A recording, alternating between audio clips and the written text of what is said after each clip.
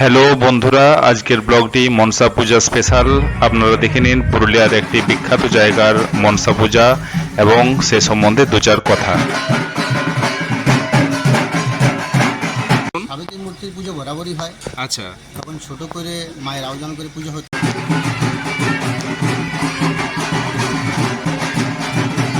নমস্কার বন্ধুরা, আমরা পৌঁছে গেছি পুরুলিয়ার গর্ব একটি জায়গা, সেই জেলেপাড়ায়, যার নামটি শুনলেই আমাদের পুরুলিয়ার মন্দিরের পীঠস্থান যদি বলা যায় কোনো জায়গাকে, সে হয়ে গেল এই জেলেপাড়া।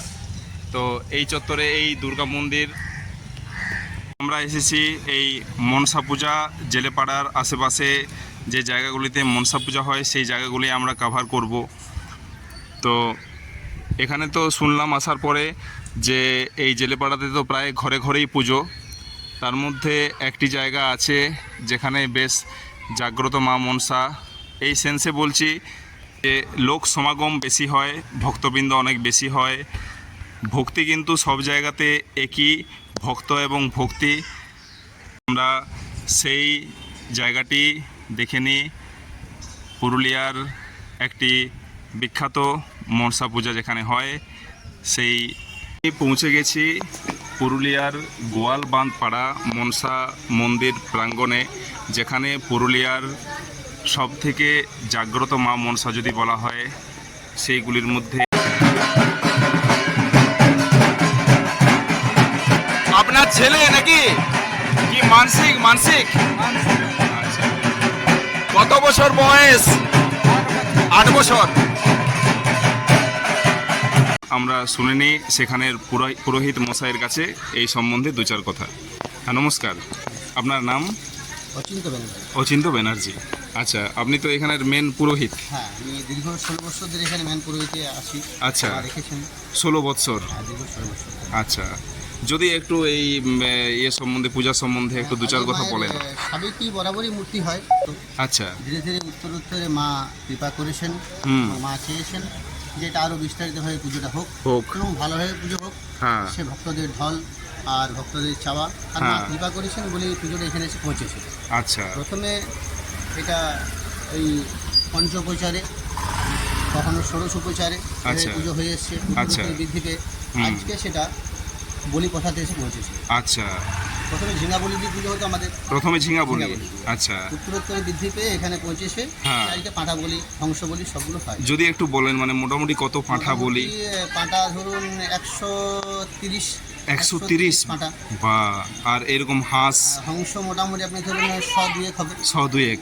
বা তাহলে কি আপনি মনে করেন পুরুলিয়ার মধ্যে মোটামুটি সব থেকে যদি বলা হয় জাগ্রত দেবী কি এইখানেই? বা দেখুন, সেটা আমি বলতে পারি না। আচ্ছা, এটা আমি যেহেতু একজন পুরোহিত। অবশ্যই অবশ্যই অবশ্যই। আমি ভক্তি সব জায়গায় একই, আমি কোনো ভক্ত ভক্তি একই। আমি কম বেশি করে দেখতে চাইছি না, সব জায়গায় আছেন। এটি খুব ভালো বার্তা দিলেন। আপনি একটা কথা বলেছেন যে সূর্যের আলো প্রত্যেকটা পদার্থের উপরে পড়ে। সূর্যের আলো কিন্তু কাঁচ, জল এগুলোর উপরে পড়লে প্রতিফলিত হয় বেশি রূপে। ঠিক একইভাবে মা হয়তো এখানে সেই রূপে আছেন যার জন্য একটু বেশিভাবে প্রতিফলিত হয়েছেন। ভক্তরা ডেকেছে, আমরা সেইভাবে প্রার্থনা করি। এবং শিবু যে এখানে যিনি এখানে পুজো করেন, শিববাবু, হ্যাঁ শিববাবু, উনি মেন উদ্যোক্তা। হ্যাঁ, আচ্ছা, উদ্যোক্তা। মা উনার উপরেই ভর করে মাঝে মাঝে আসেন। সপ্তাহে শনি মঙ্গল বৃহস্পতি 3 দিন ধরে মা ওনার কাছে আসেন রাত্রেবেলা ধরে। এবং সেখানে মা এতটাই জাগ্রত যে তার কি ভূত ভবিষ্যৎ এবং যদি কারো বড় কোনো সমস্যা থাকে সেগুলো মা ওনার মাধ্যমে সমাধান করে দেন, ওনার গলার মাধ্যমে। তো এখানে মা কৃপা করেছে বলেই শিবুর পক্ষ সম্ভব হয়েছে মায়ের সেবা করা। এবং মা আমার উপরও কৃপা করেছেন, আমারও প্রারব্ধ যে আমাকে মা সেবা করার সুযোগ দিয়েছে। একদম একদম, আপনার কাছে দারুণ দু চার কথা আমরা শুনলাম। তো বাজেট সম্বন্ধে যদি একটু বলেন। 2 লক্ষের উপরে আছে। 2 লক্ষের উপরে বাজেট। এবং সেটা সব ভক্তরাই, আমার যতদূর জানা, ভক্তদের দানেই হয়। আর তার সাথে শিবুর নিজের উদ্যোগ আছে এবং উনিও কিছুটা ফিনান্সিয়ালভাবে মায়ের এই পুজোতে অংশগ্রহণ করেন ফিনান্সিয়াল দিক থেকে। এবং তার যে টিম আছে, 10-12 জন যে টিম আছে, এবং তারা এতটাই ভক্তি শ্রদ্ধার সাথে কাজটা করে। মা চেয়েছেন তাই হয়েছে, এমনি তো হয় না। তো সেই অনেকের প্রচেষ্টাতে আজকে পুজোর এই জায়গায় পৌঁছেছে। মোটামুটি আমি যদি বলি মানে প্রথম থেকে কত বৎসর চলছে পুজো?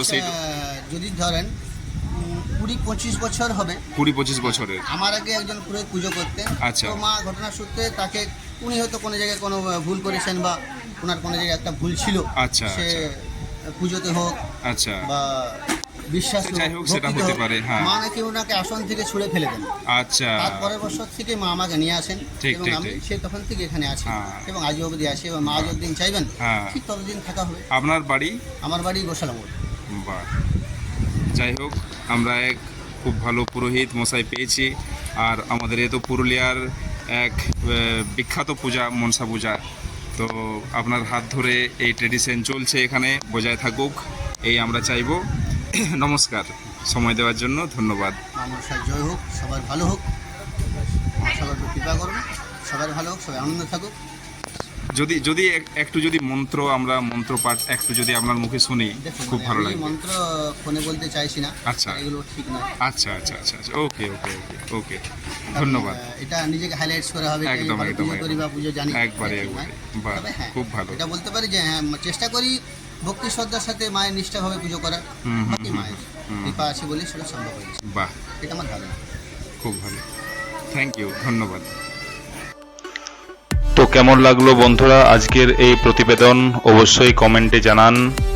পাশে থাকুন, ভিডিওগুলি শেয়ার করুন, পুরুলিয়ার কালচার ছড়িয়ে দিন বিশ্বব্যাপী, এই একান্ত অনুরোধ। নমস্কার, ধন্যবাদ।